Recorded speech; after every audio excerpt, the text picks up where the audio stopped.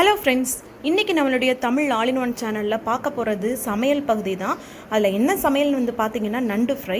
நம்ம வீடியோக்குள்ளே போகிறதுக்கு முன்னாடி புதுசாக நம்ம சேனலை பார்க்குறவங்க மறக்காமல் சப்ஸ்கிரைப் பண்ணுங்கள்.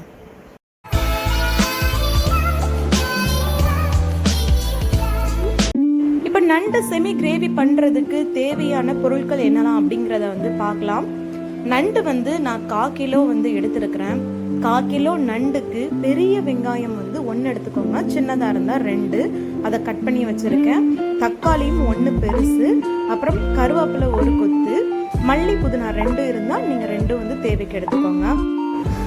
பெருஞ்சீரகம் ஒரு 1/2 டீஸ்பூன், ஒரு 10-20 மிளகு வந்து எடுத்துக்கோங்க.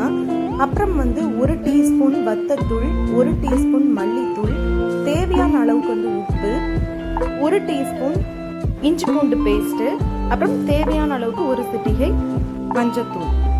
பட்டை கருவாவும் நல்ல ஸ்மெல் கொடுக்கறதுக்காக இதோட சேர்த்துக்கலாம். எப்படி பண்ணலாம் அப்படிங்கிறத பார்க்கலாம். மண் சட்டியில் தான் இன்றைக்கி நம்ம ஃப்ரை பண்ண போகிறோம். மண் சட்டியில் நான் தேங்காய் எண்ணெய் தான் வந்து சேர்த்துருக்கிறேன். தேங்காய் எண்ணெய் நல்லா வந்து ஸ்மெல் கொடுக்கும் தாளிக்கும் போது. அதுக்கப்புறமா நம்ம வெங்காயம், ஒரு பெரிய வெங்காயத்தில் கொஞ்சம் வெங்காயம் மட்டும் நான் தாளிப்புக்கு எடுத்துருக்கிறேன். மிச்ச வெங்காயம் தக்காளியை வந்து அரைச்சி பேஸ்ட் பண்ணி வந்து வச்சுருக்கிறேன். இது நல்ல வெங்காயம் பொரிஞ்சதுக்கு அப்புறமா நம்ம எடுத்து வச்சிருக்கிற இஞ்சி பூண்டு பேஸ்ட்டை வந்து இதில் வந்து சேர்த்துக்கோங்க. நான் பட்டை ஏற்கனவே வந்து சொன்னேன், நல்லா வந்து தாளிப்புக்கு வந்து ஸ்மெல் வந்து கொடுக்கும். அதனால் பட்டை கருவாயும் வந்து அதில் ஆட் பண்ணிக்கோங்க. கருவேப்பிலை 1 கொத்து எடுத்து வச்சுருந்தோம், அதையும் வந்து இதில் வந்து சேர்த்துருக்கிறேன்.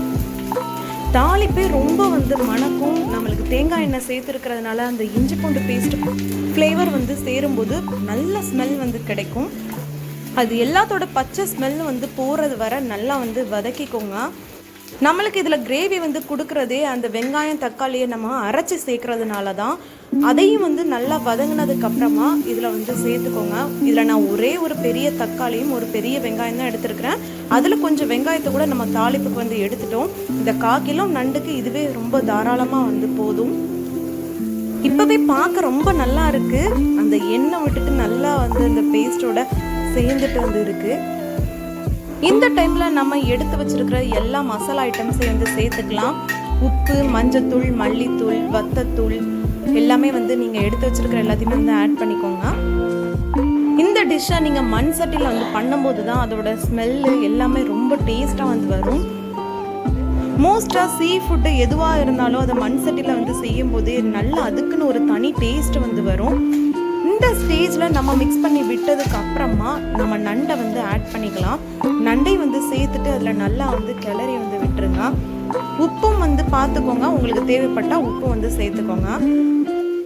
தண்ணி ரொம்ப அதிகமாக வந்து சேர்க்க வேண்டாம். மிக்ஸி ஜாரை மட்டும் லைட்டாக வந்து அலசி விட்டு தண்ணி வந்து சேர்த்துருக்குறேன், அதுவே போதும். ஸோ ரொம்ப வந்து ஆட் பண்ண வேணாம். இது நம்மளுக்கு செமி கிரேவி தான். இதோட நல்லா வந்து நண்டோ சேர்ந்துட்டு இருந்தால் தான் நல்லா இருக்கும். தண்ணி விட்டால் அவ்வளோ நல்லா இருக்காது.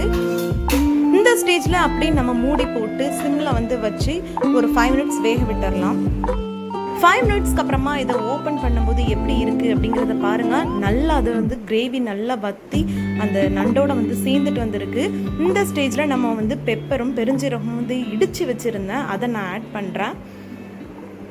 நண்டுக்கு பெப்பர் வந்து சேர்க்கறது ரொம்ப நல்லது. நெஞ்சு சளியை கூட அறுத்து விடும் அப்படின்னு வந்து சொல்லுவாங்க. நண்டு ரொம்ப நல்லது, அதிகமாக வந்து எடுத்துக்கிட்டால் தான் வந்து சூடு.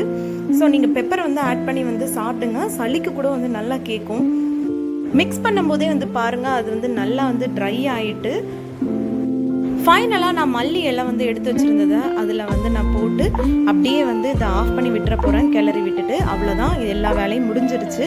இதே மாதிரி நீங்கள் கண்டிப்பாக வந்து ட்ரை பண்ணி பாருங்கள். இதோட டேஸ்ட் எப்படி இருந்துச்சு அப்படிங்கிறத இந்த கமெண்ட் செக்ஷனில் வந்து தெரியப்படுத்துங்க. இந்த வீடியோ உங்களுக்கு பிடிச்சிருந்துச்சுன்னா லைக் பண்ணுங்கள், ஷேர் பண்ணுங்கள். புதுசாக நம்ம சேனலில் பார்க்குறவங்க மறக்காமல் சப்ஸ்கிரைப் பண்ணுங்கள். தேங்க்யூ.